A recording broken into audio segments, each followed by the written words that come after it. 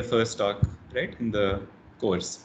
So I think all of you probably interacted with me, most of you, right, interacted with me for COL 100 also, right? So probably I think you pretty much you're at least familiar with my face, and you know me. As for those who don't, I'm Aditeshwar. I've been here for almost 11 years now at IIT Delhi, and I also run a social enterprise called Gram Vaani, right? So the broad area in which I work, a lot of my work is in this area which is called ICTs for development, information and communication technologies for development. And development over here means social development. So things like how do we reduce poverty, right? Can technology play a role in reducing poverty? Can technology play a role in bringing health access to in rural areas, right? Can technology play some role in education, in improving access to education, right? So broadly, all of these things are come under social development or socio-economic development that you would hear, and it's a very rich area which opens up many interesting problems. Because sometimes the context in which you're working, in which you want to apply your technology for social development, those contexts can be unique. They might impose some constraints on the choice of technology that you can use. So if these are like remote areas where there's poor internet connectivity, then it imposes constraints that your whatever technologies you build, they should be resilient to network failures, and they should be able to work in an offline mode, as it's known as commonly these days, right? So there are these contexts might introduce many constraints which would cause you to design a particular technology or redesign something which already exists but more suited to the context. And then there's many other questions which are also explored, that once you do put this technology out there, what other challenges arise? And in fact, that's one of the main things that I'll talk about, of what I call this complicated relationship, that on the surface, it might seem that technology can be very useful for social development, but there are many complications that can also arise in the process, right? So that's what I'll talk about, right? And much of this work is informed, so it's all work done with students, but also a lot of it is actually informed by my company Gram Vaani, which also we started in 2009, and it's been working in rural areas on communication systems that I'll talk about. Yeah. Um, cool. So I can't actually see in case you have questions, right? So I can't really see those questions. So what I'll do is I'll probably pause in between, and then you can keep typing questions in the meantime if you have any. I'll pause sometime in between, and I'll come back to the screen. I'll look at the question, and then I'll come back to the presentation. Yeah. Um, Great. So let's look at some examples, right? So this is a picture from a project that me and some of my friends during my PhD were involved in, where we were trying to set up long distance wireless links in rural areas, right? And the idea was that because internet penetration was very low, companies don't want to set up networks in rural areas because it's not economically beneficial for them, right? Because there's few people who would want to use the internet. The population density is also low, and they may not even have enough of disposable income, right, to pay for network connections. So that is one reason why network connectivity is typically high in urban areas and low in rural areas. So what we were doing is that, can we set up long distance wireless links, which can work on Wi-Fi, right? Wi-Fi, as you know, works on the unlicensed spectrum, right? Unlike cellular networks, which work on a licensed spectrum. So you would be hearing all sorts of news if you've been reading newspapers about licensing fees for 4G, for 5G spectrum. You may even be aware of the 2G spectrum scam, as it was known as, right? So the government actually licenses out spectrum to companies, for which companies have to pay. And there's a reason for licensing, because the government does it to ensure that these bands are allocated to different providers so that they don't interfere with each other, and also they don't interfere with some bands that the government might be using for sensitive communication, which on which it doesn't want anybody else to be transmitting, right? But because all these technologies use licenses, and they pay for licenses, therefore ultimately the company has to recover that cost in some way, right? So it adds up as a consumer fees that you and I have to pay. But Wi-Fi, the governments in all the countries also agreed that, okay, some parts of the spectrum we will leave for free usage, that anybody can set up any networks, but provided they work with some restrictions, that they don't broadcast at a power which exceeds some particular limit. So like in Wi-Fi networks, anybody can set up a Wi-Fi access point, as you know, right? Um, and all of these access points work in the same frequency band. But the reason why we're able to get it going is because these spectrums, the different access points, they don't interfere with each other because they all transmit at a low power. So if you set up a Wi-Fi access point in your home, typically its power is constrained to about 150 milliwatts, so it doesn't um, exceed the boundaries typically of your home, and it doesn't interfere with your neighbor's network, right? So it's a slightly simplified view, but I'm just saying that this kind of solution that we were trying over here was that can we use Wi-Fi, which is unlicensed, and therefore there is no licensing fee, and the equipment is also very cheap and commodity now. So can we use these Wi-Fi networks to provide connectivity in rural areas? And this system was then used very extensively for eye care. So in Karnataka, these systems were set up to provide connectivity to eye care clinics in rural areas. So people could come to these clinics, and any CAT scans or data that was collected, that could be sent over this internet connection that was provided through these networks to hospitals in the cities, and from where doctors could give advice, right? So this is now, these kinds of things have become very useful for providing telemedicine services more generally, right, beyond eye care also.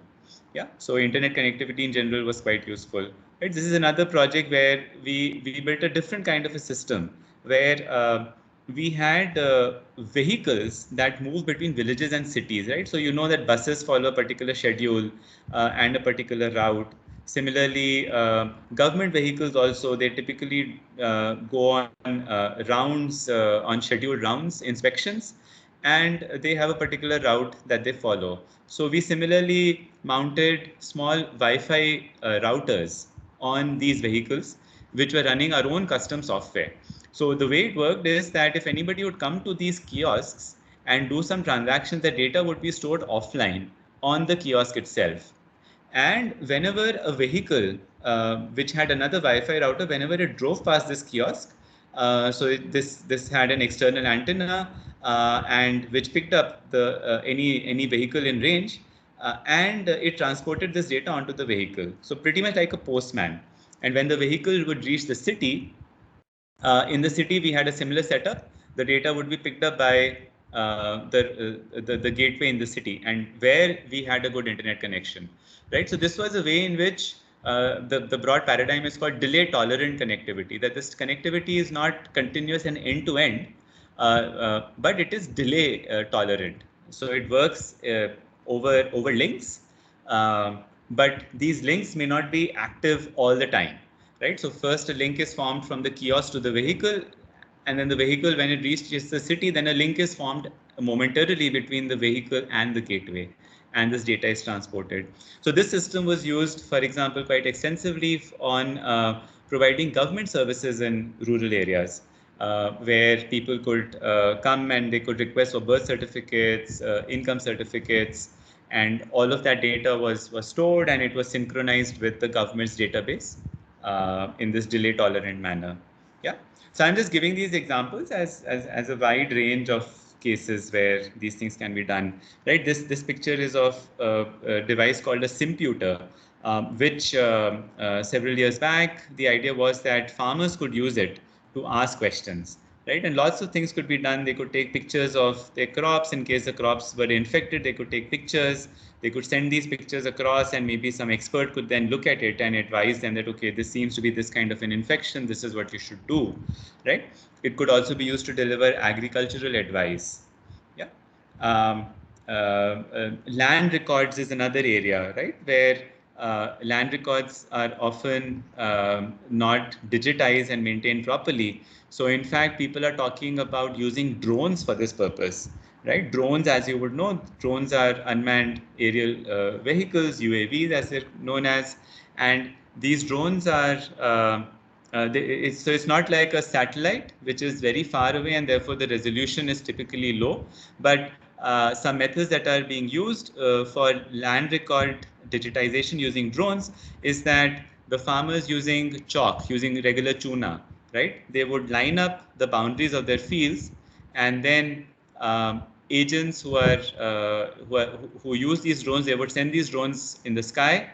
The drones would scan the area, capture the imagery, and using the chalk boundaries, they would say that, okay, this is the land boundary, right? And then that means that it can now be quickly digitized. So now you can basically build a GPS marked map of the land holding, right? And then that gets into the system, and then you can argue that there are potential benefits, right, of things like this, right? So here's another system for health record digitization, right? So again, so if especially in rural areas, when there are any child births, um, the government wants to track, right? There's a particular schedule of vaccinations to be given to the children. The government also has many programs that once after the child completes 6 months, there's a Annaprashan Divas which is organized where the government gives certain nutrition, food packets, and so on to the mothers to take care of the children. Then there are vaccination schedules, like I said.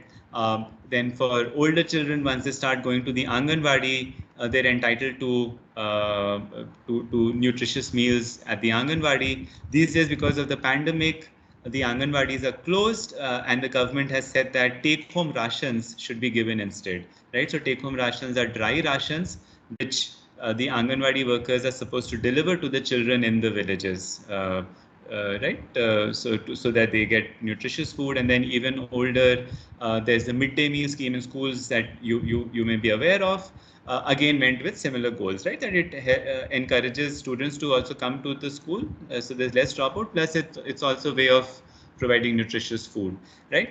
But now, who's being given these privileges, these benefits?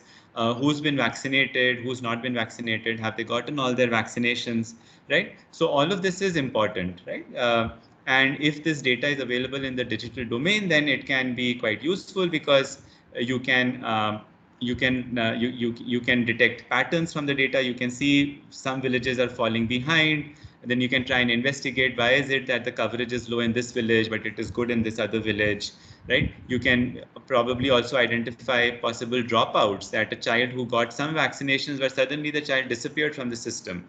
Maybe the parents were migrant workers. Maybe the parents migrated somewhere else in the city, and that is why the child has stopped coming now for vaccinations. So what should be done in this case? Maybe because there are neighborhood social networks, maybe the health worker can talk to friends and or other family of the person to find out where have they moved, what is their new phone number. Maybe they can call them, they can remind them, right? So all such kinds of interesting things can be done. Yeah.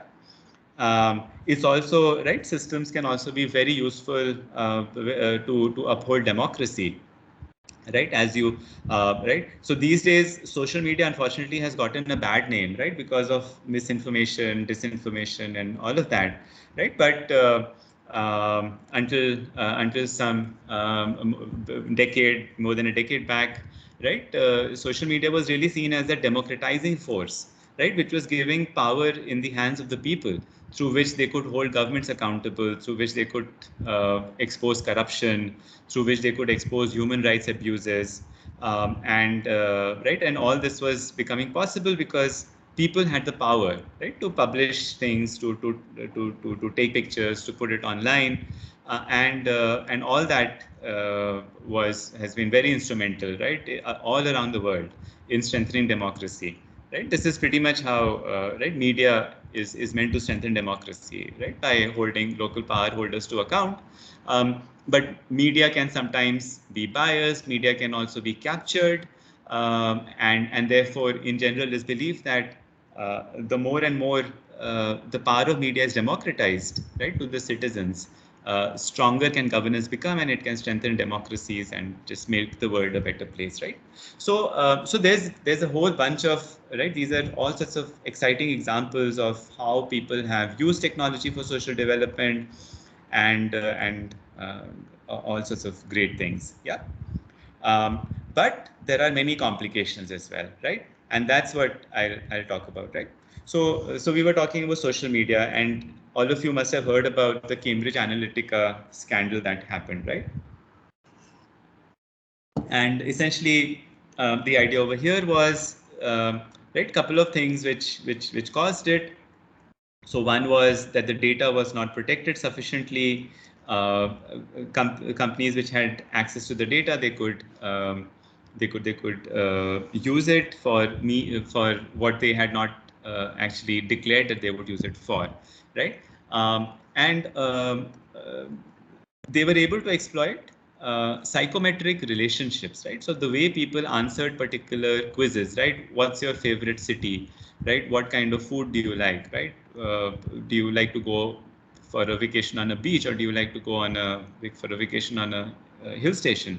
Now, remarkably, many of these things people found are correlated with political beliefs, with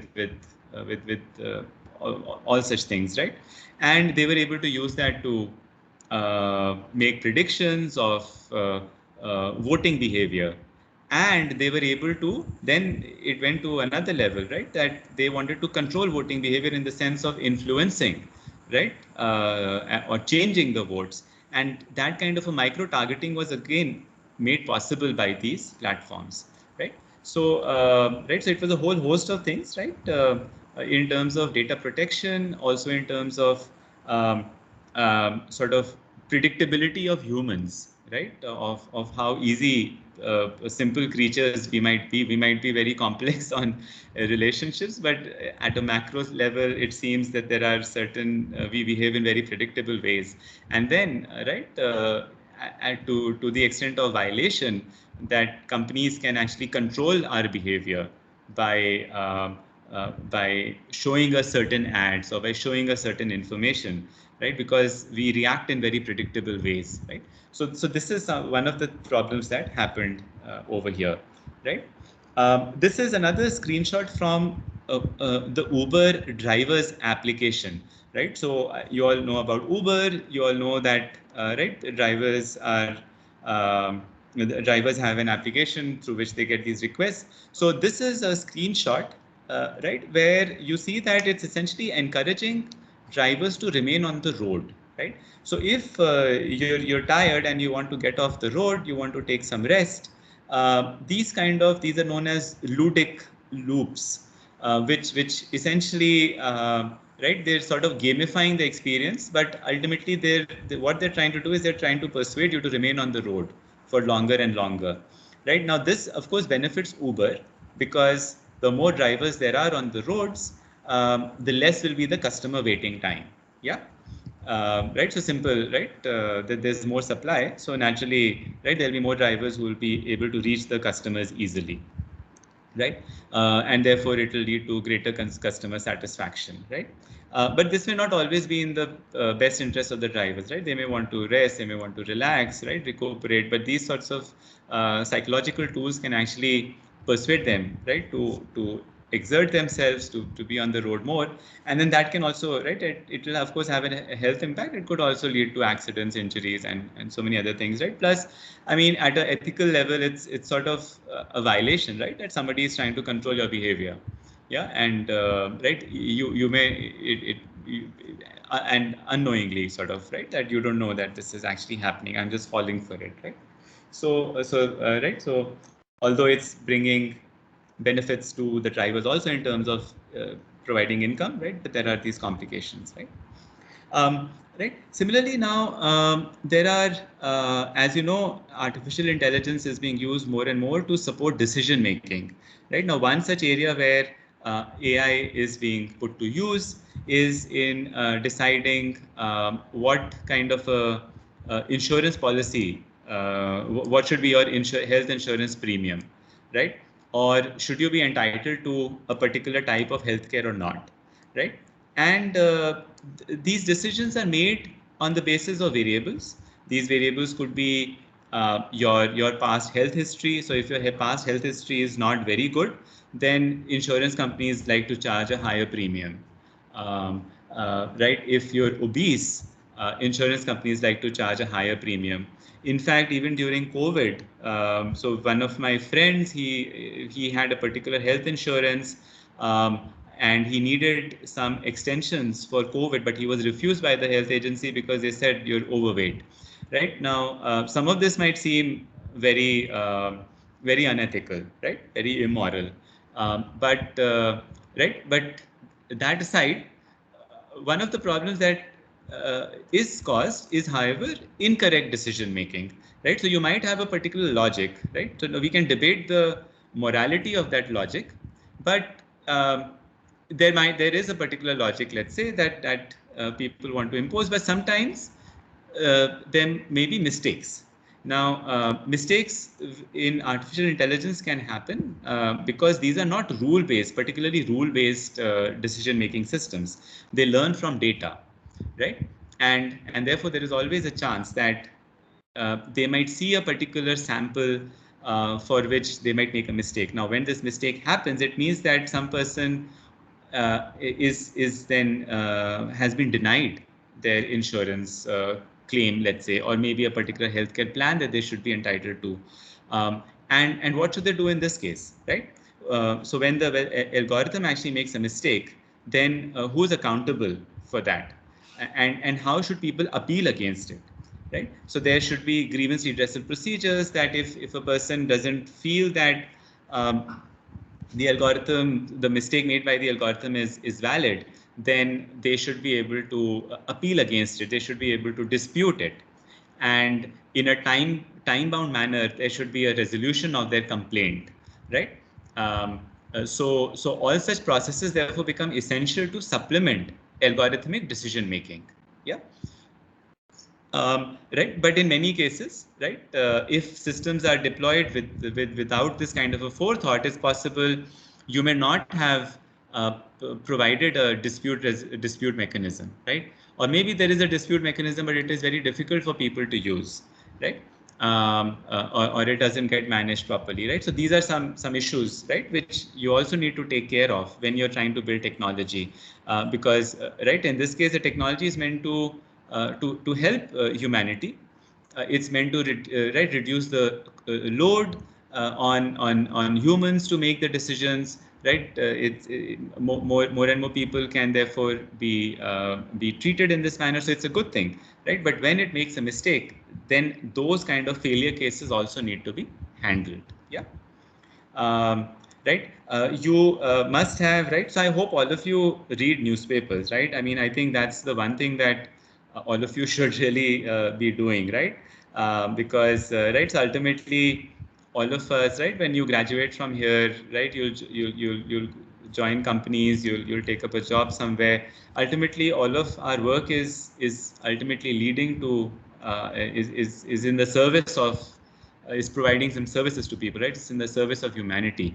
And therefore, you should be aware of what problems also exist in the world.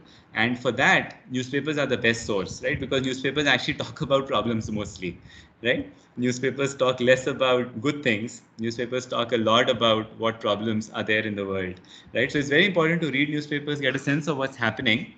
And that will also tell you more, right, about what are the big problems that you should solve using your skills, using all the skills you're going to learn here at IIT.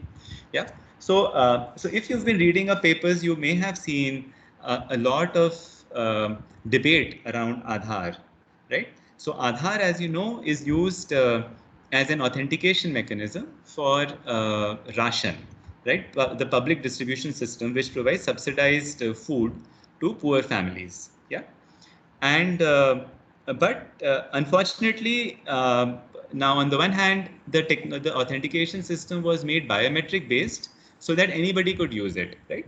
They did not need to have mobile phones. They did not need to know about OTPs or be numerically literate or any of that stuff, right? Which, as you know, is not a good assumption to make, right? Because I mean, the low income people, poor people, there's many gaps, right? Literacy gaps. Not everybody has a mobile phone either, right? So there are many issues. So on the one hand, biometric was a good solution to authenticate people, but it also makes mistakes, right? Biometrics can, just like the health algorithm we were talking about, biometrics can also make mistakes, right? Your fingerprints might make mistakes, or in many cases, which people notice with people who do manual labor, their fingerprints are worn out, right? So it just doesn't work. Or networks could fail, right? The internet connectivity in these areas could fail, so you're not really able to authenticate.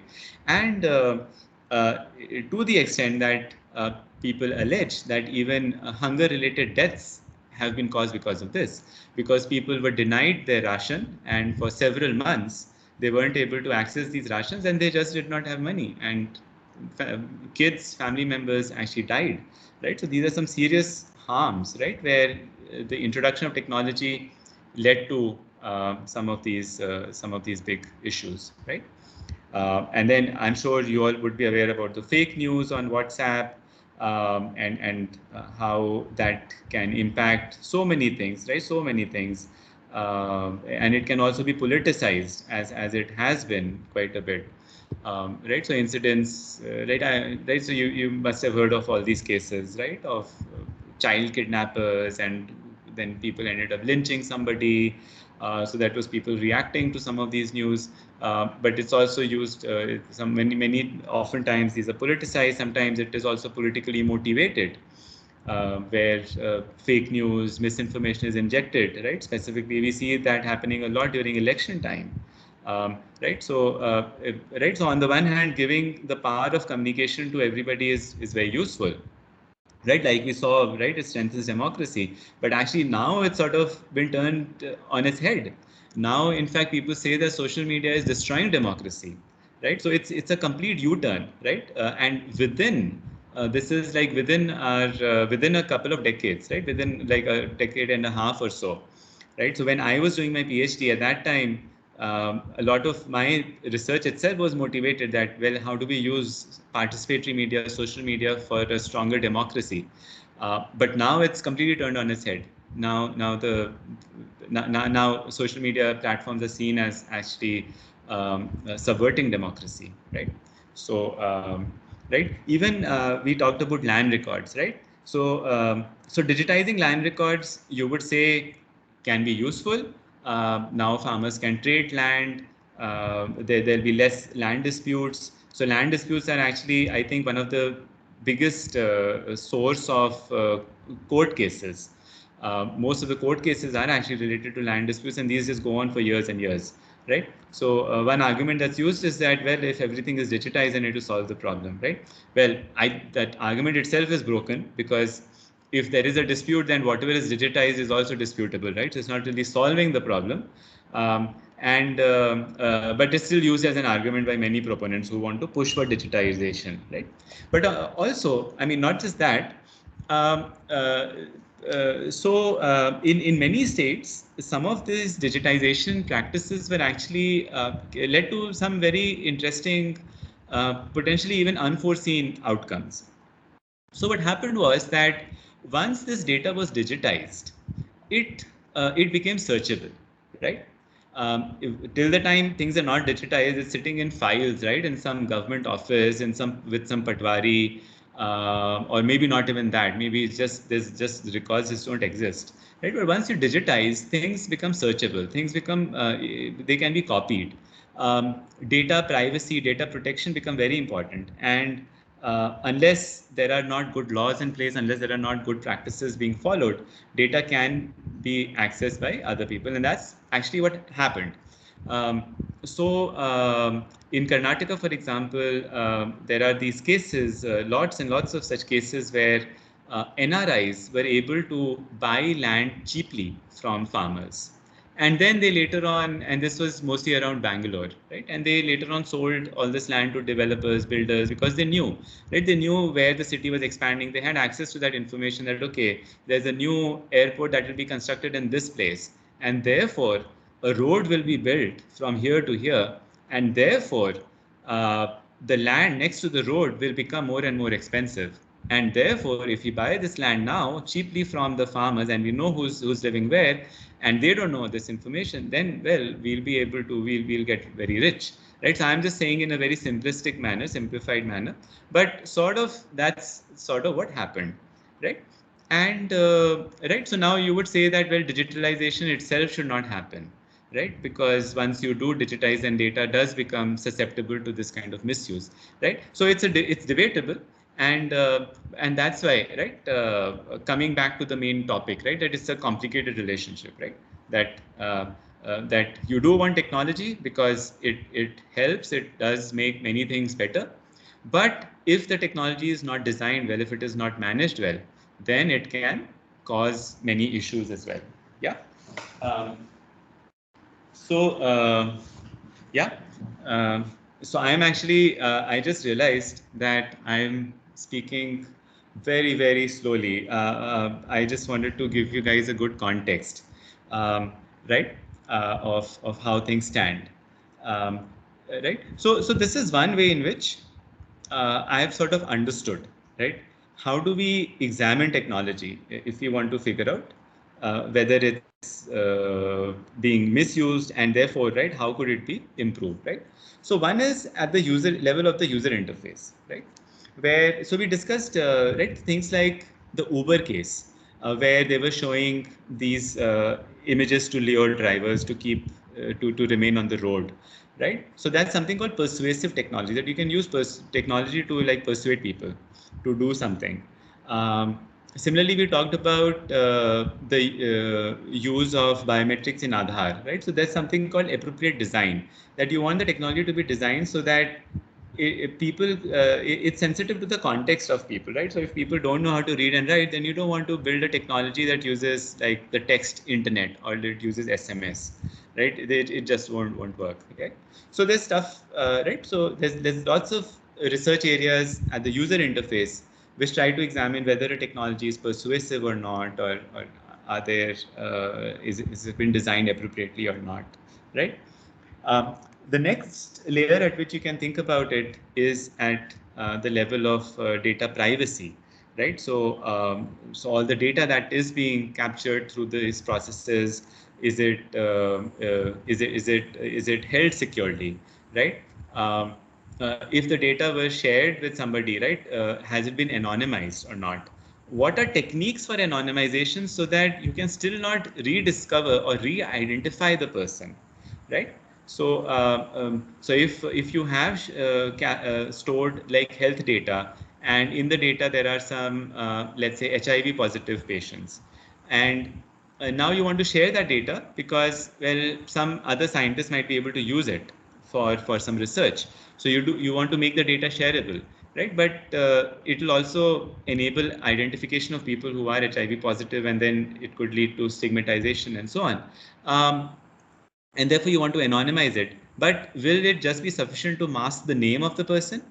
Um, because it's possible that some other data set might exist, where you might be able to see that, okay, so and so person in this city of this age is HIV positive, and they have this other ailment as well. And maybe from some other database, you say that, okay, well, so and so person lives in this city of this particular age with this particular ailment, and you will be able to what's called re-identify or de-identify the person, right?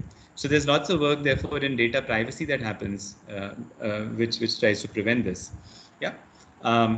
Then similarly, artificial intelligence algorithms. I have not talked about problems of fairness in AI, but right, but there are different ways in which algorithms can be unfair. right? Algorithms might work better. So like face recognition, for example, is known to work better for white people than for black people. And that is because these AI machine learning models were actually trained on data which there was more data of white people than of black people. And therefore, it makes less mistakes on white people and more mistakes on black people. Yeah. So this is just one example of how there can be inherent biases in the data, which just because maybe it was easier to obtain pictures of white people because more white people use Facebook because they are typically richer, right? And sort of that led to um, more data from white people, and therefore the algorithms work better for white people than for black people, right? So these are just some examples of how algorithms could actually uh, replicate some inequality, right? That why is there more data from white people? And maybe just because they have more greater access to smartphones and Facebook and all of these tools, and which is reflective of other inequalities in society. Yeah. So these things can happen, right? So you want to examine the data, you want to examine the algorithms of whether they themselves are being fair, right? They have fair objectives implemented. Yeah. Then another layer is what I call system design, right? That sometimes systems might be implemented in a centralized manner instead of a decentralized manner, right? Like even the internet, for example, right? The internet is actually a distributed system, right? Where different nodes make different decisions on what packets to send where, what packets to drop, what packets to retransmit. So it's a distributed system, but the early internet was very decentralized, right? Anybody could put up a website and so on, but now the internet has become more and more centralized. What that means is that now typically if you want to set up a website, you would probably do it on Google sites, right? You want to use email, you're probably most likely using Gmail, right? Instead of maybe having your own separate email server, right? So the way the economics of the internet have evolved have actually led to a lot of centralization, and that puts a lot of power in the entity which has the central control, right? So Google, for example, now knows so much data about so many things because you use Gmail, you use Google Maps, you use so many things which are being provided by the same company. Yeah. Um, and that can be dangerous, right? The company Google of course uses all this data for more precise advertising, and based on which it earns a lot of money, but potentially it can also be used as a tool for surveillance by governments or intelligence agencies, right? And which can have significant negative fallouts, because if you know that you're being surveilled, maybe right, you won't feel comfortable in talking, you won't feel comfortable in communicating freely with people, and it constrains your thought, it constrains your freedom and independence of thought, right? So there are many such issues which happen, right? In terms of whether systems have been designed for in a centralized or decentralized manner, or for individuals versus for a group of people, or for private versus assisted access, right? So I won't go into details of each of these, but there are many such ways in which you can right. These are some, various things that you study in the courses as you go along, right? So you study fairness of AI and ML in courses over here. You study data privacy. We don't have any courses so far on user interface and so on, but hopefully maybe if some new colleagues join us in HCI, maybe that is something that we should grow in the department here. System design is something I do talk about in some of my courses on ethics of technology. In fact, I'm doing a course also this semester, right? So these are some things which you study in the computer science department. Yeah. And these are typically what you can say are related to the design of the technology. Yeah. And there are many approaches which people have thought about of how to improve this design. And that's what I call therefore the design phase, right? But on the other hand, there are many things which unfortunately we don't study in computer science. And that is because of a perception that computer science is about computers, right? It's not so much to do with how computers ultimately get used by people and what problems arise at that point. This, I feel, is a perception which will slowly change. It should change soon enough, right? Because this is also one strong source of where complications arise, right? You might try to fix all these things. You might try to build a user interface which is very accessible. There's no persuasion. You might use machine learning algorithms which are unbiased, treated for bias, which are private. You might set up decentralized systems so that there's no central power authority. But even then, right, you can't design for everything. The world is very complicated, right? People might use it, use your technology in new ways, in unforeseen ways.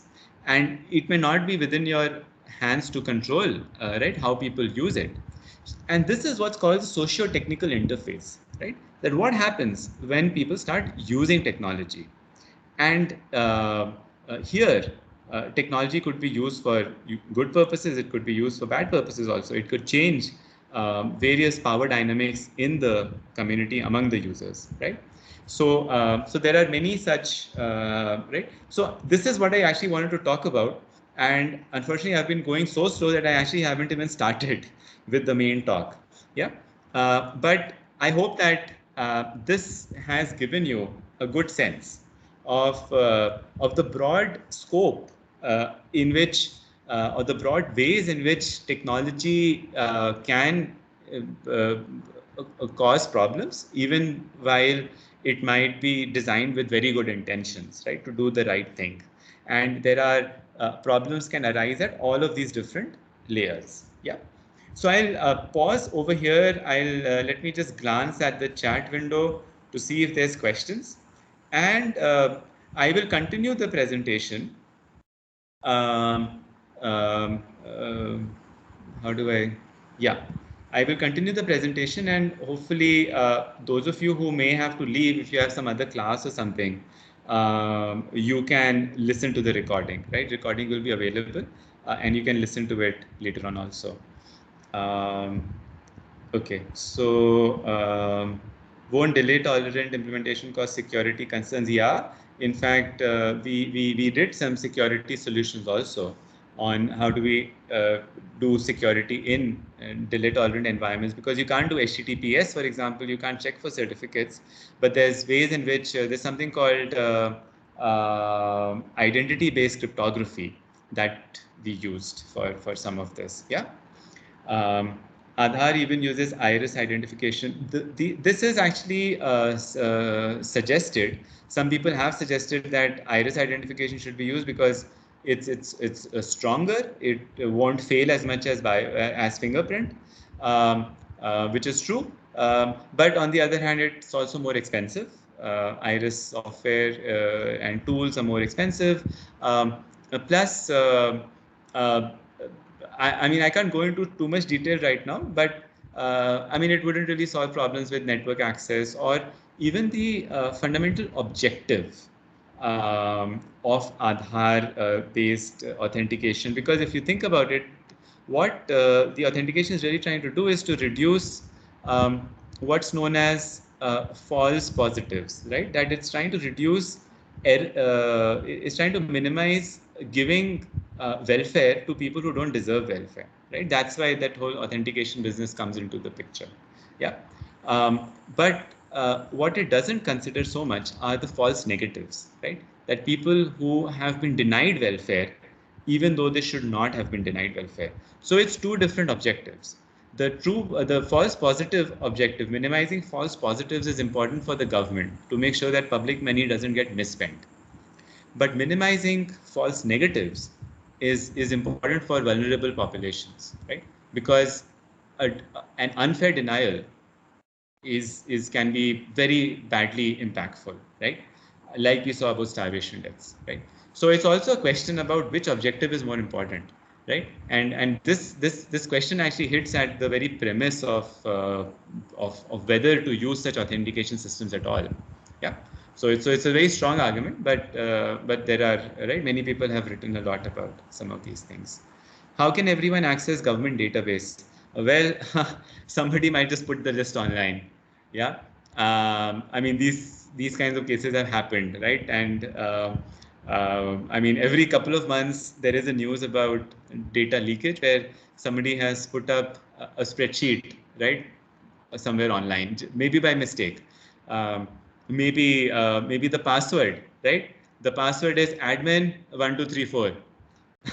So, I mean, people have been able to get into these systems, and I've had personal experiences myself. I mean, I've had Gram Vaani works with the government, and we've seen a couple of such cases ourselves, right, where government just didn't. I mean, entities didn't just think this through. Yeah. How successful was the deployment of Simputer and the medical tech device? There were, I think there were good results. I mean, in the sense that uh, the results definitely validated that once people have access to technology and if it's been designed well and everything, right, then it can be useful, right? Ultimately, it's about access to information. If you can access advisory information, if you can ask questions, get answers to these problems, it's of course going to be useful. Yeah, I think problems are more on the economics because these devices are going to be expensive. So although the goal I think of Simputer was to bring down the cost, I think to like at that time they were, I don't remember, it's been a while, but something like $100 kind of a price tag. Um, but uh, but maybe that wasn't successful, or maybe they ran into some production issues. So later on, the project was abandoned, as far as I know. Yeah. But now we do see similar kinds of things coming back, right? I mean, now with smartphones and greater access to smartphones, there's so many companies now which are trying to do something similar. Yeah. Okay. So let me go back to the presentation. And I'll try to be quicker this time because now I'm actually talking about Gram Vaani and sort of basically this part, right? The socio-technical interface. So what I'm going to really talk about is what kind of problems happened to us, what kind of problems did we have to resolve at this socio-technical interface, as I call it. My pointer is gone.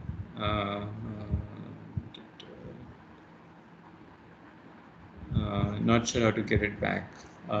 Anyway, hopefully, maybe I won't need it. Yeah.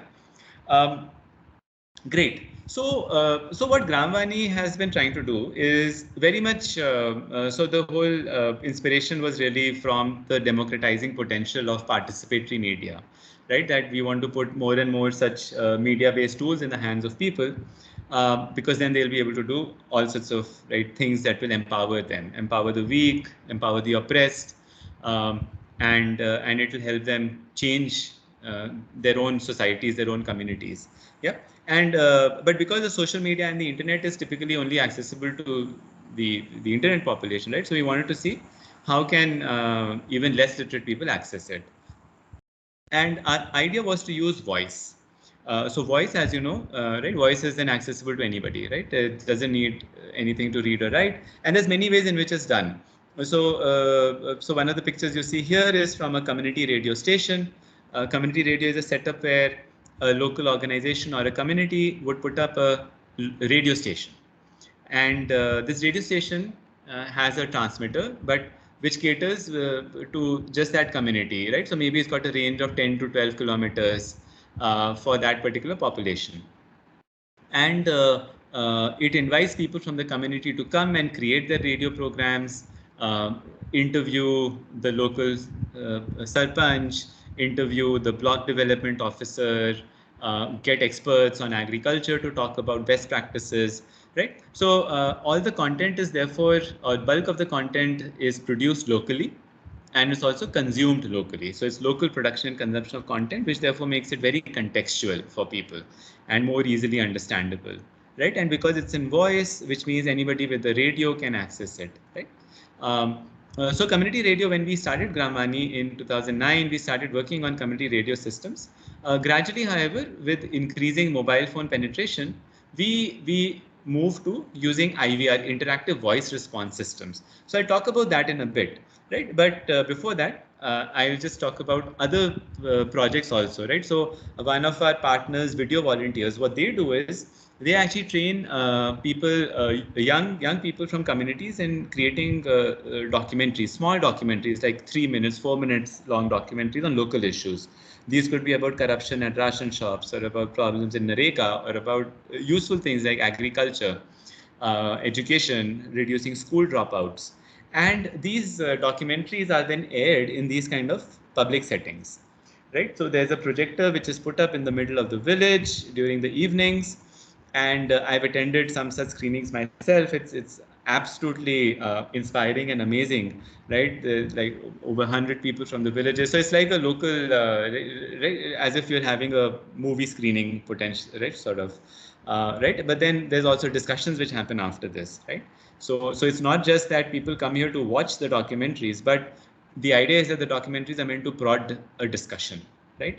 And they then discuss about how things can be improved, right? Similarly, Khabar Lahariya works with women journalists. So they train women to become journalists, and they write these newspapers themselves, and they stick these on the panchayat walls so that other people can also read them, and not just women, right? Then it's accessible even for men, and that is sort of one of their pathways of change.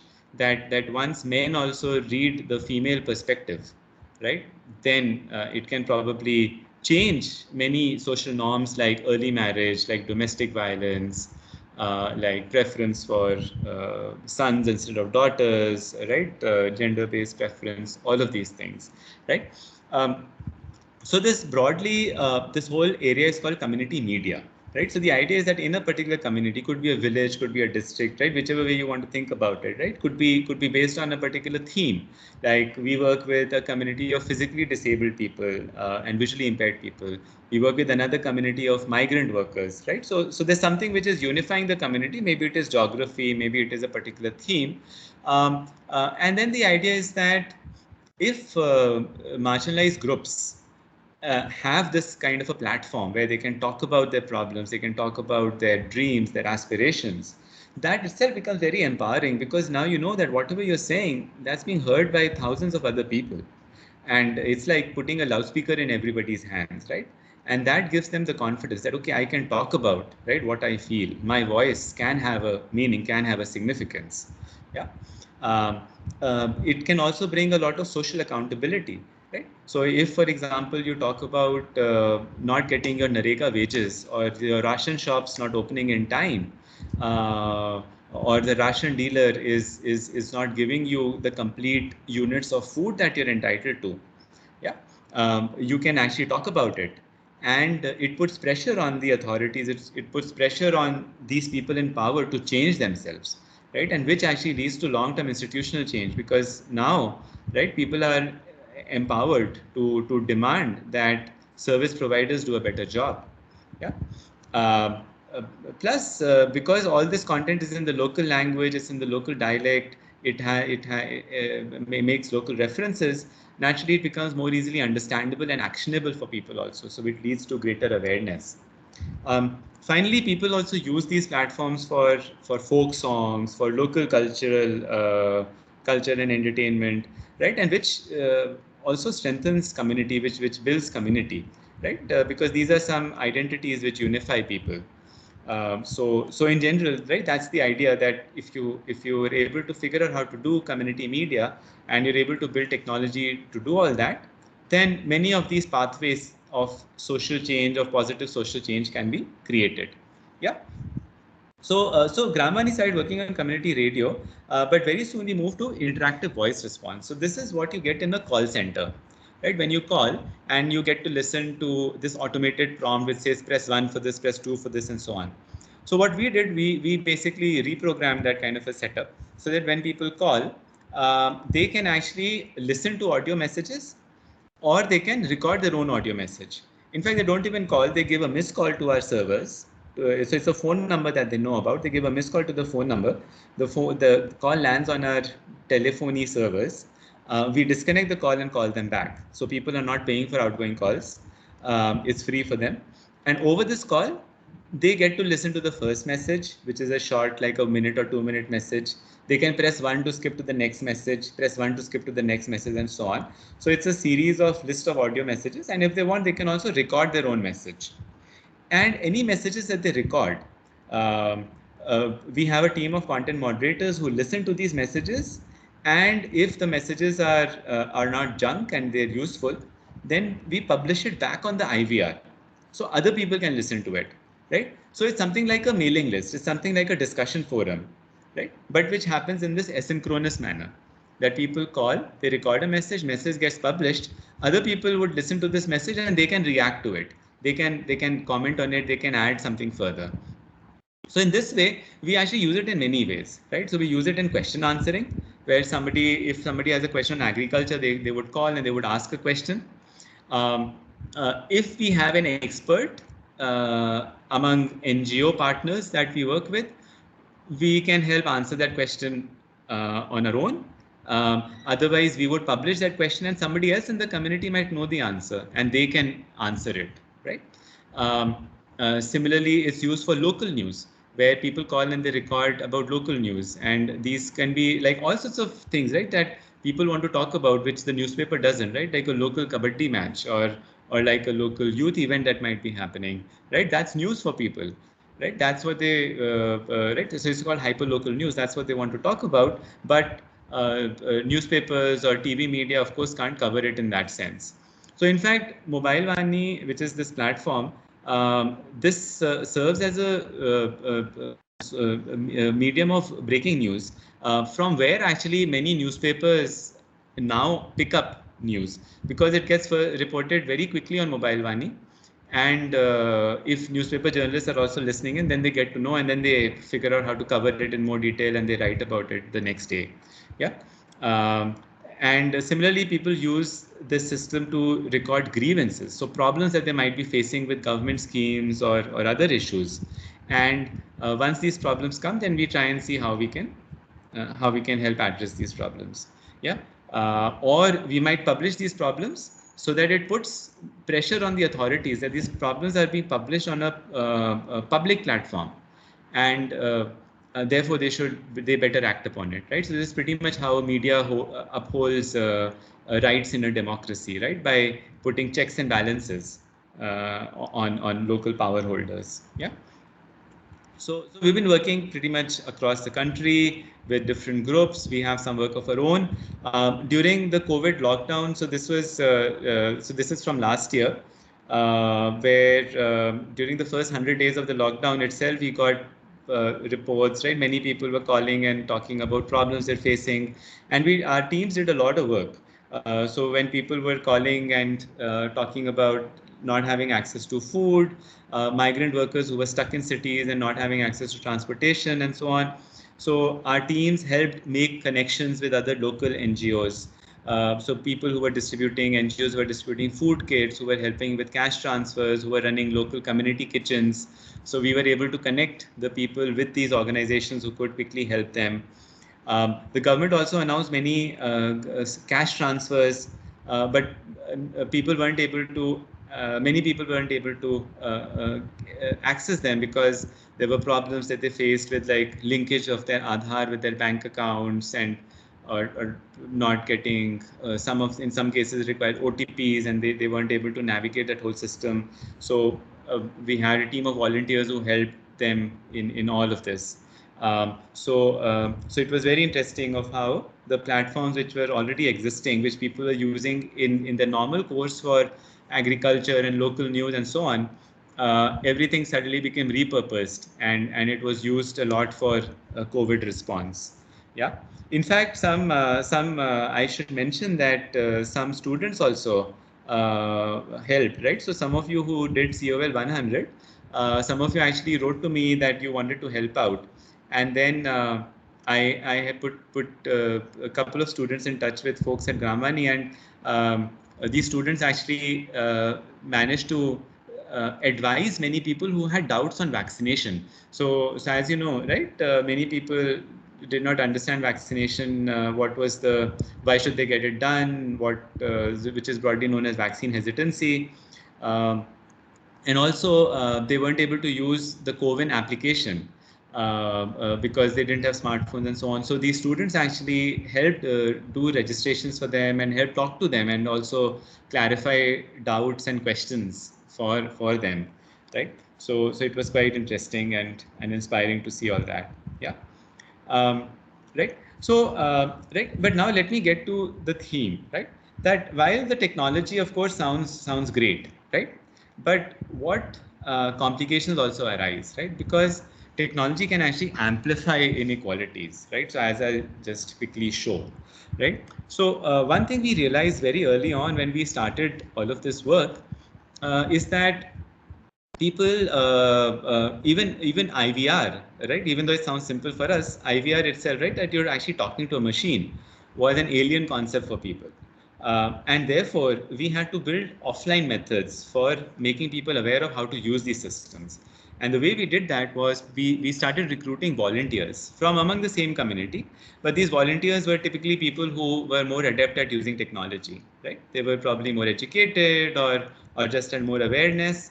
And so we taught them. And the idea was that they then went out and did workshops in the communities, did discussions, and helped people understand how this platform works, right?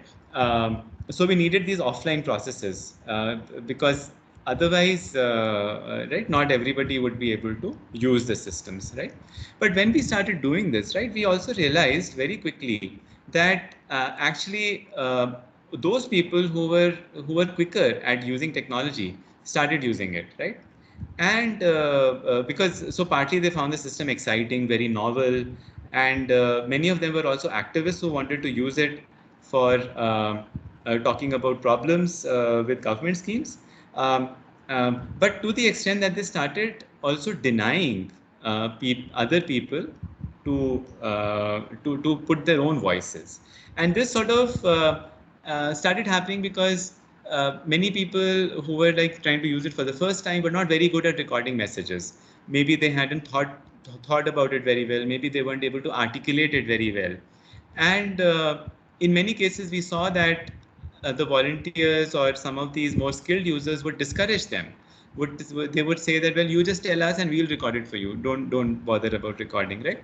Now this was sort of going a bit against the more democratizing principle that we wanted to create. Plus, essentially, it was increasing inequality, right? In the sense that those who could use technology could use it now to do things that they wanted to, ask questions or do whatever they want. But people who weren't using technology, largely because they came from lower income, lower class or lower caste backgrounds, they were not able to do it. So we of course tried to sensitize the volunteers, but some of the greatest successes came when we tried to ensure representativeness among us, choice of selection of volunteers as well. So we started identifying volunteers from across so that there's diversity among our volunteers themselves in terms of class and caste and gender, because the volunteers would then naturally reach out more to their own communities, right? So this diversity was essential to make sure that these inequalities that already exist in society, they are not amplified by interventions that we are trying to put, right? Especially with women, this was even harder, right? Because you know that in a patriarchal setup, especially if we're working in North India, right, in places like Bihar, in places like UP, MP, where some of these patriarchal norms are stronger, right? So even to reach women was not easy for us, right? I mean, first we need to tell them, right, ultimately, that what is this system, right? And reaching women wasn't always straightforward for us. We try to recruit women volunteers, but even their movements were restricted, right? Women are very busy. They're among the busiest people actually, and which is like a misconception. So many women who we say are housewives, and right, they're not earning an income. But the fact of the matter is that they have to take care of the home, of cooking. They are the ones who go into the fields for farming. They do all that, and they're just very busy, right? So it's hard that even if you say that, well, identifying women volunteers itself is very hard. Because they just don't have that much time that they can give for many of these things. So later on, we develop methods of doing this. We work a lot with women self-help groups, for example. So these are collectives of women which already exist, which in fact the government is also creating in many states. These are very strong, but in many cases NGOs create these collectives, and so these are essentially they organize the women into groups, and so we started piggybacking on these platforms which already exist, right? That through them we were able to get access and also have women use some of these things, right? So the short point, the main point that I want to make is that just building the technology alone wasn't sufficient, right? The socio-technical interface that I'm talking about, right? When people started using it, we started realizing that, well, not everybody will be able to use it, and we have to take some deliberate efforts to ensure that existing inequities are not perpetuated, are not reproduced through the technology that we're building, because otherwise it sort of defeats the purpose, right? That some people will benefit, sure, it will improve democracy, it will improve access to governance, access to information for some, but which is good in itself, right? But it's not the whole thing, right? There is another variable called inequality that we also wanted to keep in mind, right? We wanted to make sure that everybody is able to use. Yeah. So I'll share these presentations also, right? So we've also worked with visually impaired people and so on. Yeah.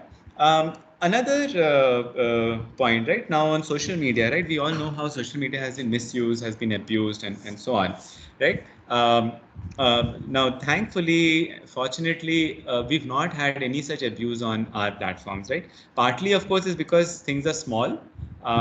We are, of course, right? I mean, our scale is nowhere compared to like Facebook, which has like billions of users and so on. So it would be like laughable to even compare ourselves with that or the challenges, right? But some of the, I mean, the one of the main points that I think we did well is that we managed the signaling that people are getting of what the platform is meant for, right? So we always had very strong signals being sent. So if somebody is making an allegation that this ration shop owner, right, is corrupt, we wouldn't just publish it unverified, right? Because once we identified volunteers, right, we would pass on this information to the volunteers. The volunteers would maybe talk to the person or just find out more in the community because they're from that same place itself. And we would publish it only then, right? So there was a strong verification that process that we developed, right? Which then people started appreciating that, okay, it's not that they can just rant about anything or anybody and this platform will just publish it. No, there is a particular norm that they follow, right? We also had a very strong tone on the filter on the tone of the message, right? So we want to encourage debate. We've had debates on all sorts of exciting topics, right? On early marriage, where people talk about why they need to marry their daughters off early. And then on the other hand, also, right, problems that people face when they get married early. We've had debates on property rights for women. Should women have property rights or not? And all sorts of things, right? Debates on demonetization, on Narega, on I mean, pretty much you name it, right? But we have always kept the debates, ensure that the debates are done in a respectful tone, right? So the point is to encourage diversity, but not to encourage hate speech or abuse, right? Or where some statements are made in a condescending manner, right? So here the moderators play a critical role, right? Because no message gets published on its own, everything is moderated. This, of course, also imposes scalability challenges because the moderators, I mean, then the more the system gets used, more moderators we need to employ, which is not always possible, right? So we're building systems for distributed moderation so that our volunteers can also play some of this role. Yeah. So and then moderators can also make mistakes, right? Sometimes some things might get published, and people then report back that, well, this statement has actually hurt me, or I don't like this, and we encourage that, right? So we have a process through which people can actually submit grievances about Mobile Vaani itself, right? Problems that they are facing with using the platform or what they don't like about the platform, and then we try and act upon it, right? Right, and so the good thing has been that so this, for example, is what it's showing is that we've always encouraged diversity. So, for example, there was a strike of teachers that happened at some point in Jharkhand, which is where this issue is from, and we had a bunch of different stakeholders who were participating. So these are on the y-axis. We had para teachers also talking about problems, and activists, students, parents, and then we also interviewed government officials, right? And on the x-axis, right, we've shown what were each of these stakeholders talking about, right? What were some of the main things that they were talking about? Somebody was giving just a strike update. Somebody was giving a request to the government. And then when we compared this with the coverage that the strike got in the mass media, we saw that our coverage was way more complete, right? So through this system where just because we had a diverse set of stakeholders and we encouraged everybody to speak up and to comment on each other also, right? So to build it up as a debate, as a discussion, that actually led to many perspectives being touched on our platform as opposed to mass media. So this information completeness, we follow that as an editorial principle itself. Yeah. But again, the broad point that I'm coming back to is that this again had little to do with the technology alone, right? This had more to do with observing how people use the systems, learning from it, reacting to it, sending the right signals. So it's all about, again, what I call management of the socio-technical interface, right? Once you build the technology, just building it is not sufficient. You also need to manage it responsibly. Yeah. So the same principles, right? Ethical principles that you might use to ensure respect, autonomy, dignity, fairness in user interface design or algorithm design or system design. Those same principles also need to be applied in the management of those technology systems as well. Yeah. Um, right. Next. Now, one of the other things that we wanted to do is that we wanted to people to use these systems to develop their own use cases for these systems, right? Not just in terms of use cases that we are pushing, that we think question answering in agriculture is good, so let's do that. Or we think news is good, let's do that. But that's not how technology is adopted, right? Technology is adopted once people figure out themselves what they want to do with it. Um, so the way we did this, initially when we started, we had just one platform in Jharkhand, and we had one platform in Bihar, which means that one single phone number. So all issues of Jharkhand were being discussed on that forum. All issues of Bihar were being discussed on the Bihar forum. But gradually, as this grew, we realized that we needed to build a federated setup. And so now most of these systems are federated at the district level. So we're working in about 25 to 30 districts. We have volunteers in each of these districts. And these volunteers are the ones which then who then figure out, right, what do they want the district platform to be used for. So in some cases where agriculture is very predominant, over there the volunteers themselves figured out their own programs of doing question answering. So they connected with the Krishi Vigyan Kendra, through which they can get people to give advice, extension workers to provide advice. In some places where the networks are more youth focused, the volunteers develop programs on career counseling, by talking to coaching institutes and so on, and through those they provide tips on taking exams, information on exams, competitive exams, and so on. Right. In women clubs, again, these are things that emerge on their own. Um, of talking about successes that women have had. So somebody was able to set up a small local business on their own. Somebody was able to expand their poultry farming business. So all these stories, when they come from the people themselves, they're very inspiring, right? Because people can see a role model. They can see somebody who's like them and who was able to do some great things with it. Yeah. Similarly on job advisory and support and so on, right? So again, the main point, however, is that um, uh, this particular federated setup had to be thought about, had to be conceived and managed, so that ultimately we're not giving up too much, right? We are still preserving control in terms of the basic what are the programs that are allowed to be created on the system, so that it doesn't lead to any like political abuse, but at the same time allowing sufficient freedom through which people can customize the platform to their needs. Yeah. So this is again right, a conscious choice of a decentralized design to enable use cases, yet with standard protocols to govern the usage. Yeah? So while right, so I talked about I've talked a lot about right how systems media can create stronger social accountability, right? But again, we had to work hard, right? It didn't, of course, happen automatically, right? So there are many cases where when people reported problems, right? Problems with government schemes. So these are some old impact stories. I haven't updated the slides, but these are just some examples of like corruption at the local level or inaction by governments, by government officials, right? So what we had to do was we had to mentor our volunteers. So that we introduced them to the block officers, to the district officers.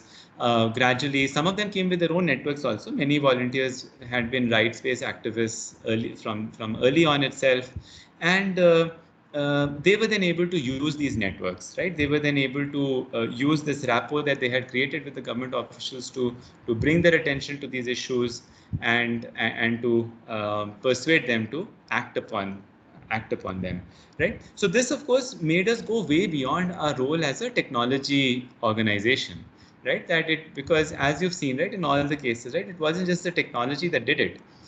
We had to build offline teams for taking it to marginalized groups, vulnerable groups, make sure that they're not excluded.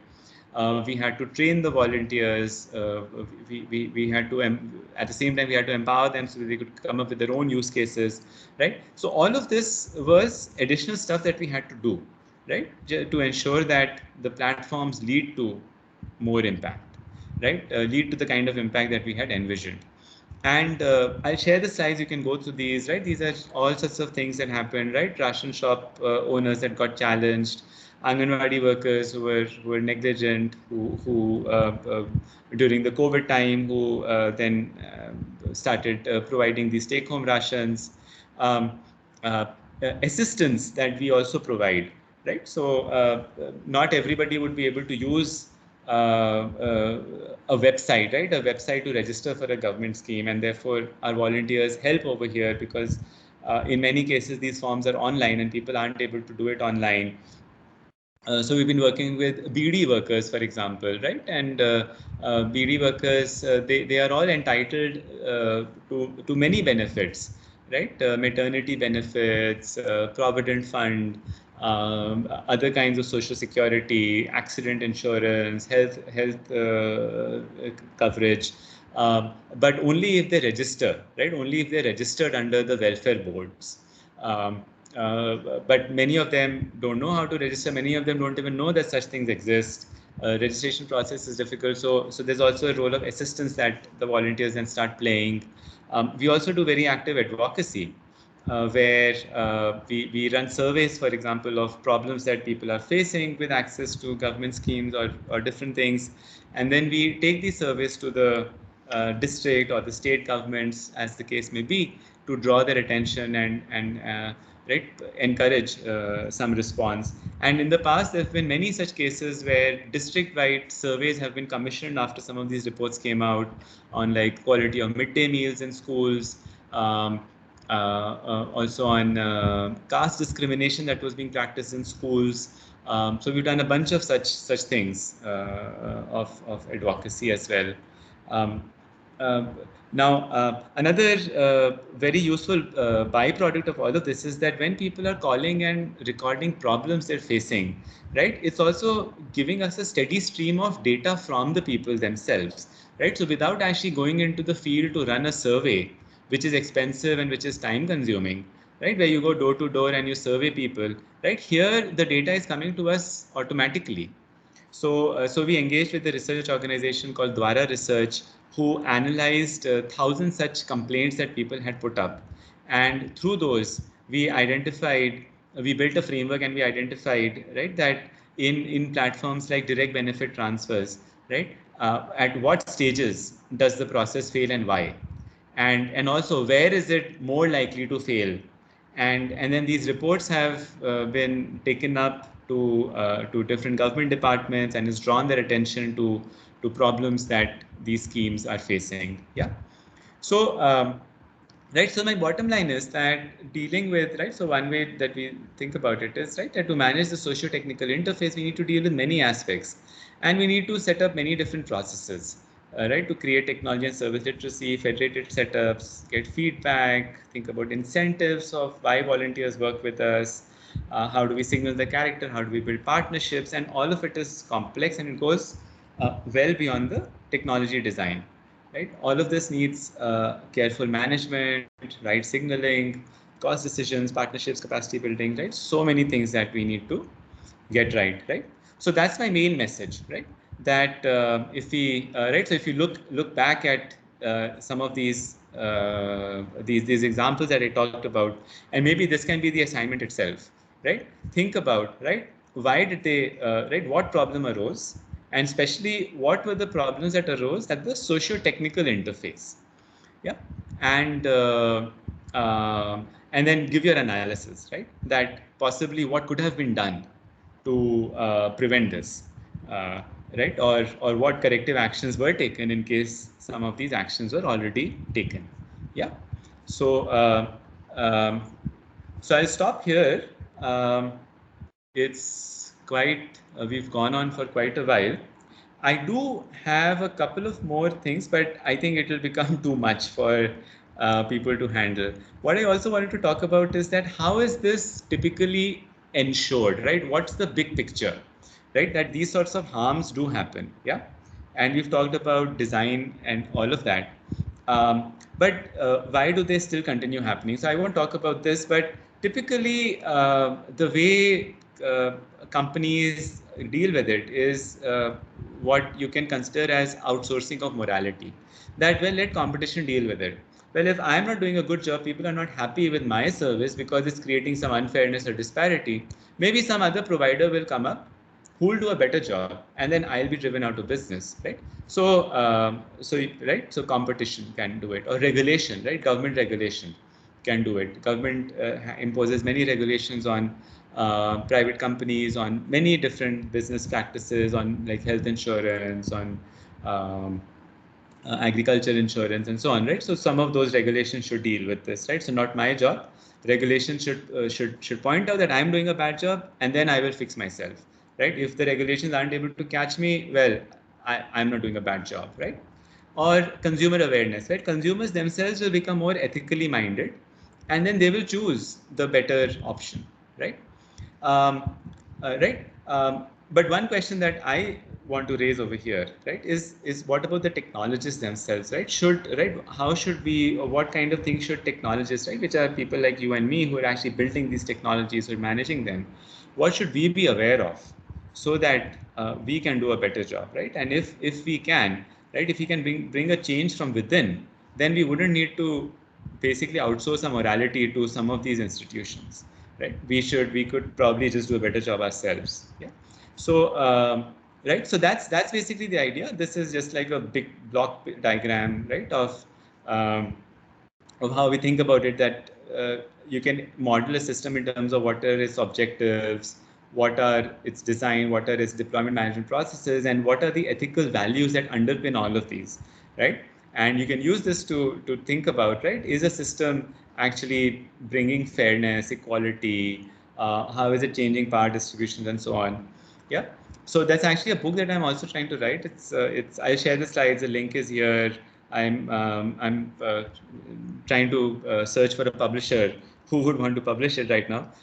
So it's a new experience for me also. It's not like a paper publication. So I'm learning in the process, and yeah, this is just a first draft, but there'll be more things in case anybody. I mean, some excerpts are available on my webpage, but in case somebody wants, I can email the full PDF to them also. You might not understand all of it, but it will be, if you do think about it, right? I think it will be useful. So yeah, so that's where I'll stop. It's been a long talk, and I'm sorry about that. So let me go back and see if there's some questions. Um, yeah. Okay. Yeah. Sorry to interrupt. We have a tutorial definitely. So I'll stop now, and the recording will be available online. So you guys can definitely, right, whenever you want, you can take a look. Um, And I'll send an email with the assignment and other instructions. And yeah, and yeah. So I hope this was probably some new information for you. This is typically what you would probably not study much in some of the traditional some of the technical courses. But all of this is important, I think, for all of you to think about, right? And yeah, so we'll have similar, right? We'll follow similar setup next week. So Riju will give a talk of fantastic work she's been doing on pollution sensing and other projects. Yeah, and yeah, so we'll right. So you can send any questions, anything you have, you can write to me. Yeah. So I'll stop then, and yeah. So take care, folks.